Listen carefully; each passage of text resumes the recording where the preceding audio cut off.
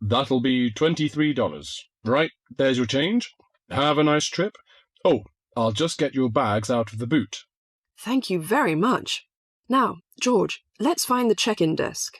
Yes, but with all the changes they have made here at the airport, I'm not sure where the check-in desk is. I know, it's strange, isn't it? Why don't we ask for help? Good idea. What about that man sitting down over there? Which one? The one with the hat on and in the trolley?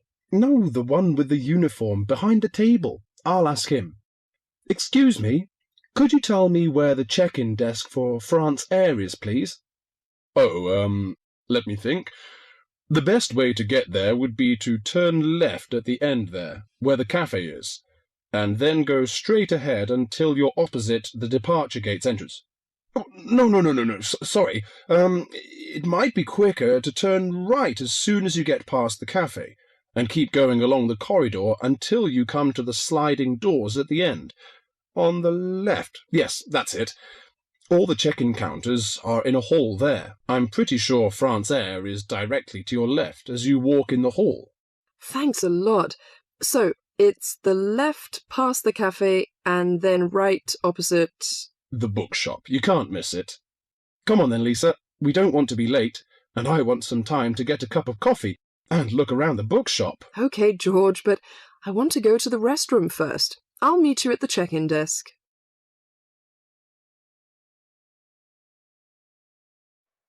Before you hear the rest of the conversation, you have some time to look at questions 4 to 10.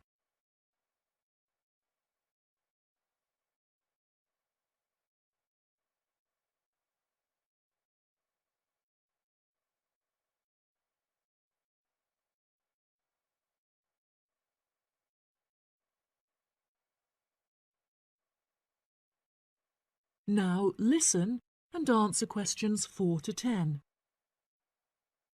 Good morning. Can I help you? Yes, I would like to check in for flight FA492. Very good.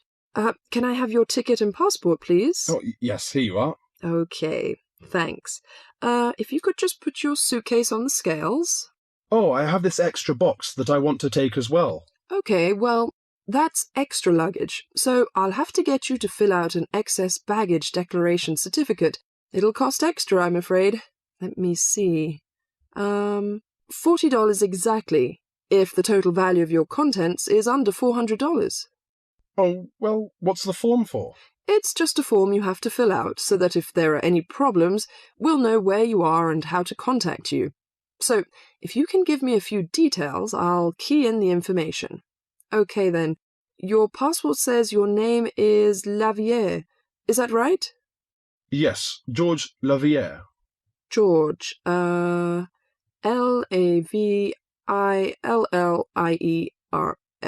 Good. Now, nationality. French? No, wait a minute. It's a Swiss passport. Well, yes, I live in France, but I was born in Switzerland. Swiss. Very good. Flight number FA492. Destination is... Paris. Are you connecting with any other flight in Paris, or will you be staying there? I'm spending my vacation in Paris. Well, Sèvres, just outside Paris. Okay. So what's the phone number there? Let me think.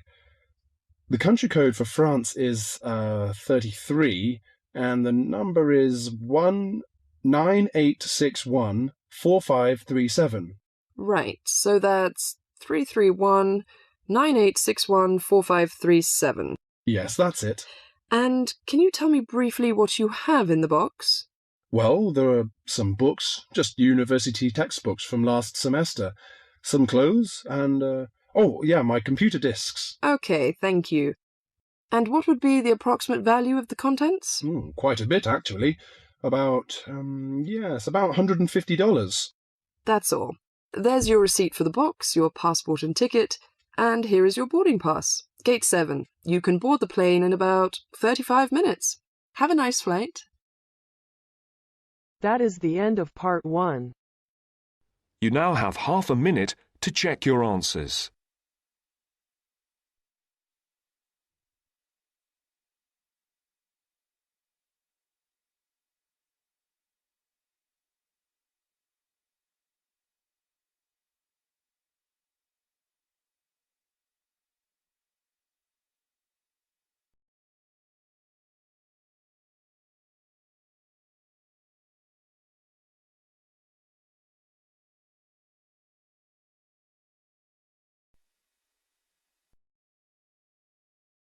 Now turns to Part 2.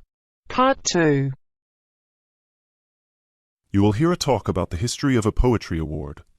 You have 30 seconds to look at questions 11 to 15.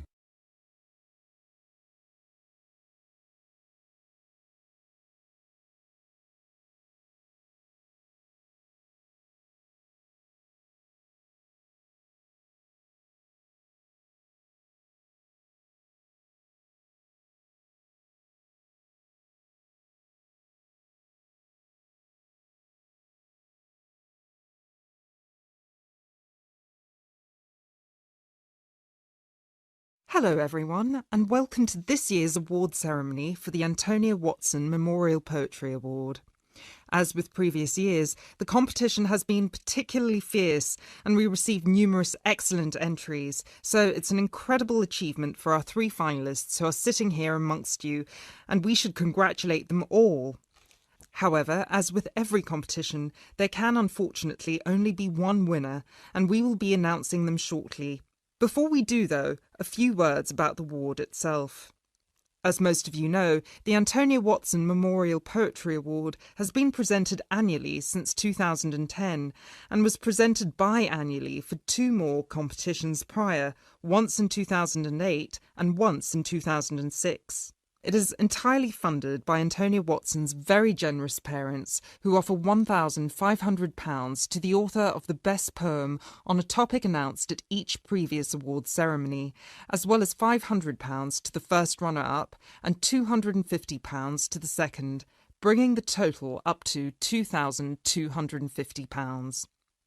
Now, a few words on Antonia Watson herself, without whom none of us would be standing here today. I briefly knew Antonia while at university, where we were flatmates for a year, and I'm afraid that any speech I give will not be able to do her justice, as she was the kindest, sweetest person I've ever met. Thankfully, this part of my speech was written with the assistance of one of her siblings, Thomas Watson, who was not only her brother, but also her best friend. Antonia was born in Slayford, Lincolnshire, in December 1986. From a very young age, she displayed an inquisitive and creative nature, matched in volume only by the gentle kindness of her spirit. She wrote her first poem, named Love Barks, about the death of her dog at the age of 10. This was also her first poem to be published at her school's newspaper, just 2 months after another of her poems, Be Kind, won the 1996 Triad Children's Writing Competition and was published in the competition's anthology. While her early forays into poetry were crowned with impressive success, Antonia unfortunately ceased to write for a few years, following the death of her very dear grandfather, Peter William Watson, in 1999.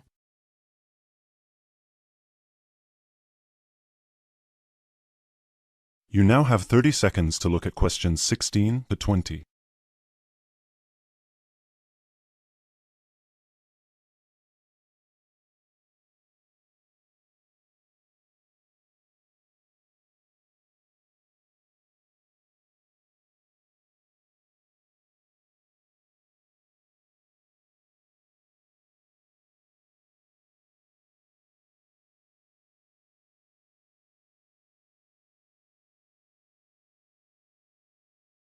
While her early forays into poetry were crowned with impressive success, Antonia unfortunately ceased to write for a few years, following the death of her very dear grandfather, Peter William Watson, in 1999. Despite her writer's block, however, her artistic nature didn't lie dormant during the next 4 years. She had an active role in various theatre plays, and she also ventured into painting. A few of the plays are available on the internet, and you can find several of her self-portraits on our website, and you can see for yourself how impressive they are. But poetry, of course, remained her passion even then, which is why in 2003 she resumed writing, and her next poem, The War on Both Sides, was published in her college's journal. At the age of 18, Antonia moved to Sheffield to study English literature at the University of Sheffield. This is where she and I met, spending a whole year in adjacent rooms in a flat in central Sheffield. This is also where I met her good-natured, generous parents, Mr. and Mrs. Watson, who came to visit her regularly and always treated me like a daughter as well. Antonia and I grew very close during that period, and while we ran in different circles, we always found time for each other every week. Antonia self-published one collection of poems in August 2005. It was named Burning Stars, after the poem on page 16, which is also the date of her birthday. It was an immediate success amongst her peers at the University of Sheffield, and it was so cherished by her English literature classmates specifically that it had attracted the attention of one of her lecturers, who put her in touch with a literary agent. She had been due to begin working on her second collection right before her tragic passing in a car accident just 5 days before her 19th birthday in December 2005.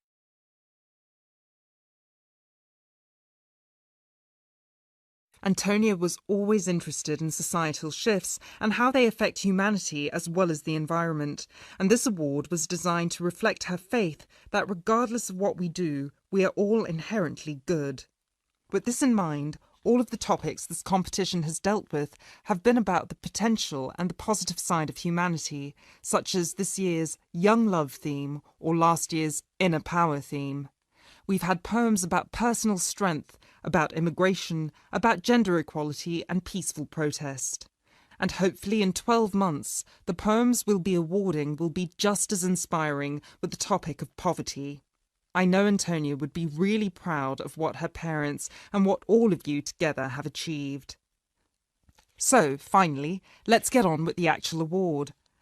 As I said before, it's been a fierce competition this year, and with more than 5,000 entries, it was quite the task for our 3 judges to cut them down to just 3. But our 3 finalists definitely deserve to be here, and without further ado, I would like to...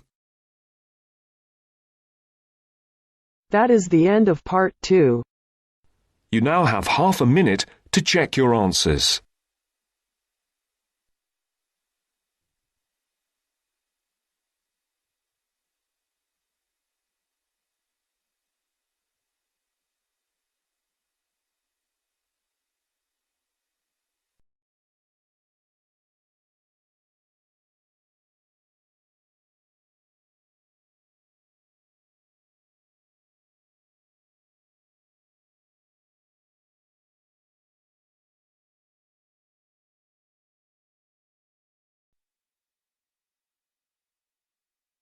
Now turns to part 3. Part 3. You will hear a tutor and 2 students discussing the best ways to study. First, you have some time to look at questions 21 to 25.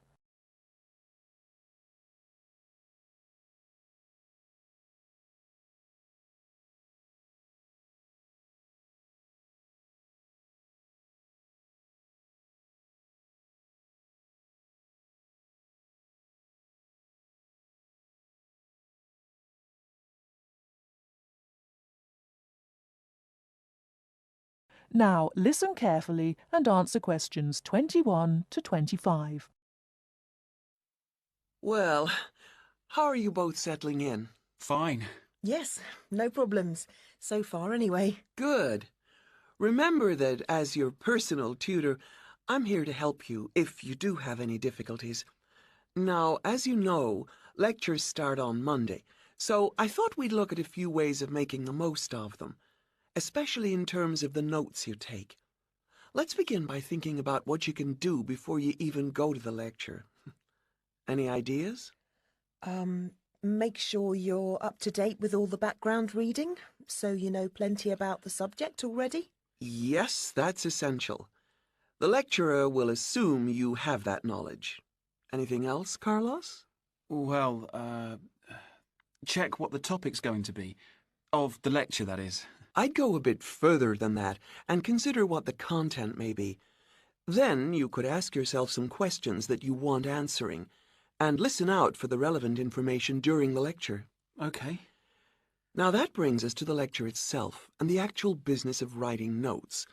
But there's a lot to deal with there, so we'll come back to that later. What I'd like to do for the moment is continue with the process of note-taking and move on to the next stage.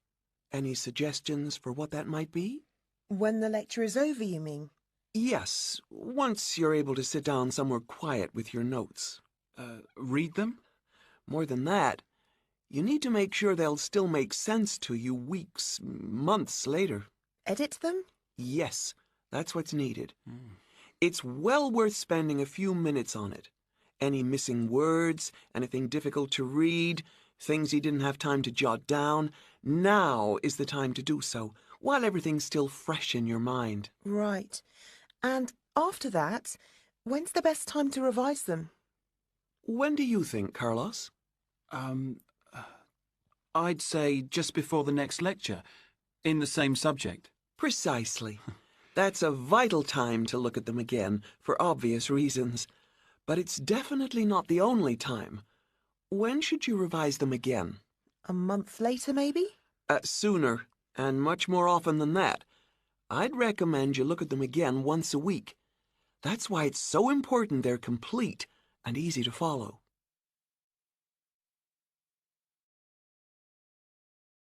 Before you hear the rest of the talk, you have some time to look at questions 26 to 30.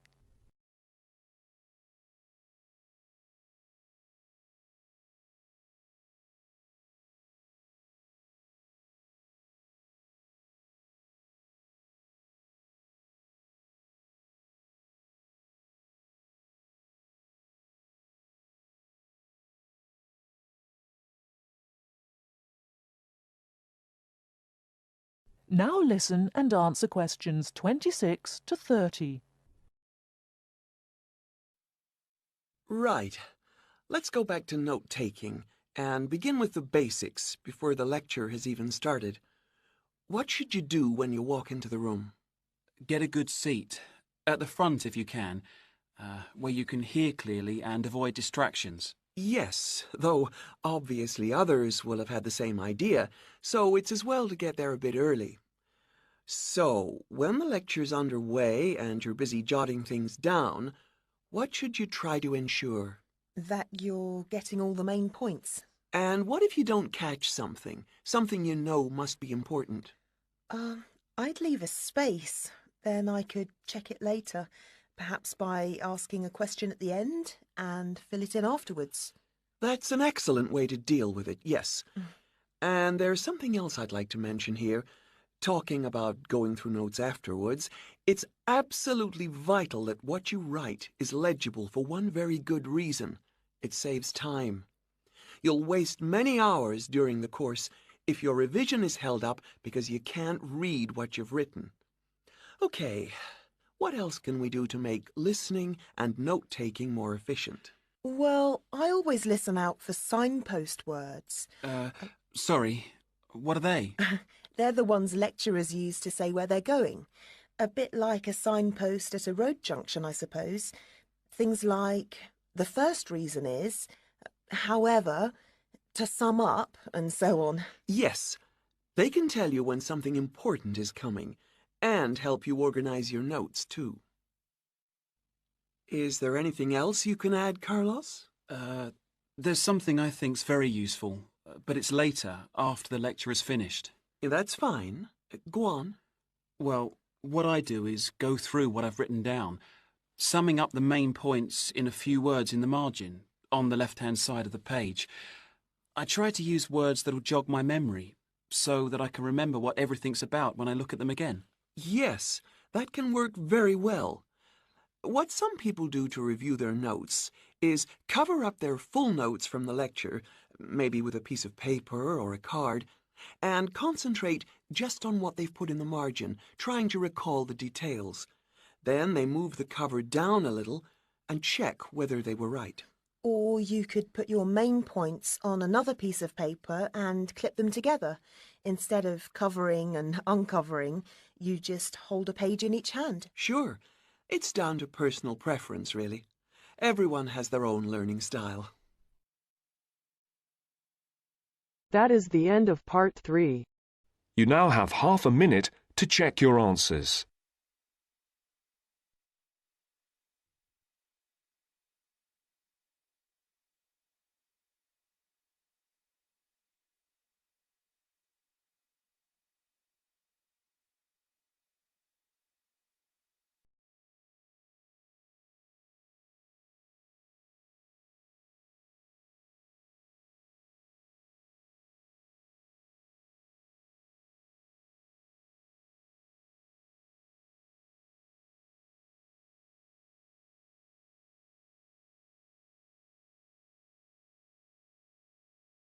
Now turns to Part 4. Part 4.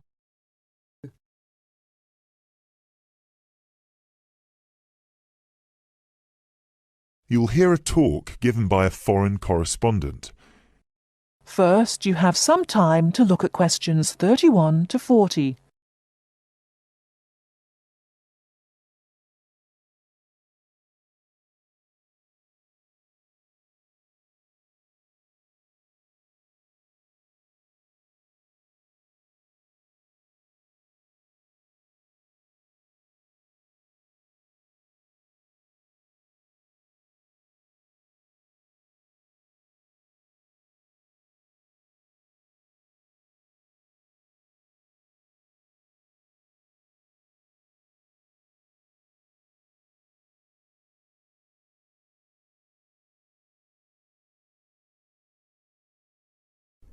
Now listen carefully and answer questions 31 to 40.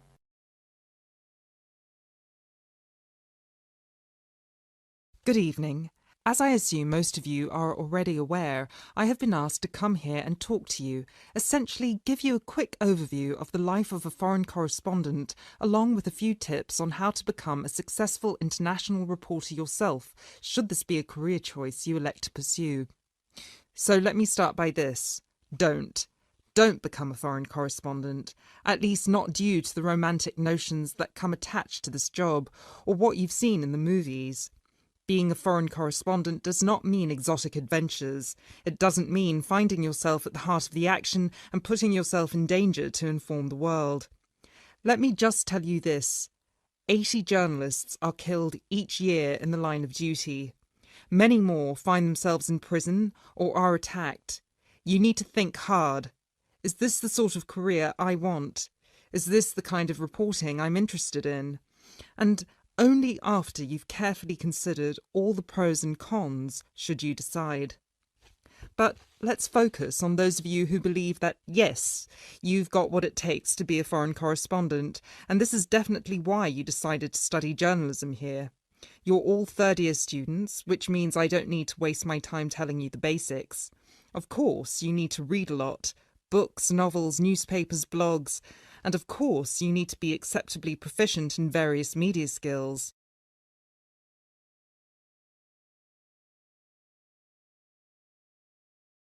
But what is it that's going to separate you from normal journalists and reporters? There are 4 things that'll make you different. The first thing is your experience of the world. You can't call yourself an international reporter unless you've been around and seen different places and different cultures. Seize every opportunity to visit other countries, meet people from around the world. It doesn't matter if it's business or leisure, just hop onto a plane and go everywhere. This will expand your horizons and sharpen your mind, something that, as a foreign correspondent, will help you understand better the culture of the country you'll be covering. And speaking of culture, this is a term you need to make sure you fully understand. What's culture? What makes a country's culture? Explore the culture of the country you're interested in. The music, the literature, the religion. Are there any cultural practices or conflicts you need to be aware of? Are there any tensions within the country? Why? The most important element of culture, of course, is the language. Do yourself a favour, whether you're planning to become a foreign correspondent or not. Learn a foreign language. So many of us are culpable for just sticking to just English, and while English is a very important language in the world, it would be foolish to think it's the only one. Pick a language whose sound you enjoy, a language you find interesting. Trust me, your future CV will thank you for it. And finally, history. Don't expect to be given a job as a foreign correspondent if you don't know anything about your target country's history. No piece of news is disconnected from the past. The whole world tells a story, and your coverage will suffer if you attempt to arrive in the middle with no reference to or understanding of what came before. The hows and whys always lurk in the past. Seek them. The world of international journalism is changing, like every other industry, due to the internet. The arrival of globalization brought with it a whole new set of rules, and you'll do well to comprehend what they mean for you. Unfortunately, gone are the days when a newspaper would hire you and deploy you to a country. Increasingly, newspapers around the world are beginning to favour freelance journalism, offering opportunities to local reporters with the necessary chutzpah and an understanding of the zeitgeist in their region. What this means for you is that you won't just have to start at the bottom. If you want to sustain yourself as an international reporter, you'll also have to pursue many different avenues at once. You'll need to persevere and push and build contacts everywhere. An old student of mine, a terrible student at university, but an incredibly intelligent woman, she came to find me at a conference that was recently held in Yemen, where I delivered a speech on the future of journalism.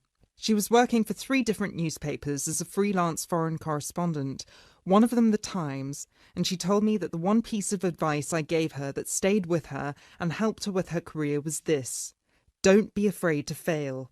It will happen over and over again. It's how you deal with it that matters most. So keep this with you, this one piece of advice. Oh, and don't forget, your passports need to be kept current at all times.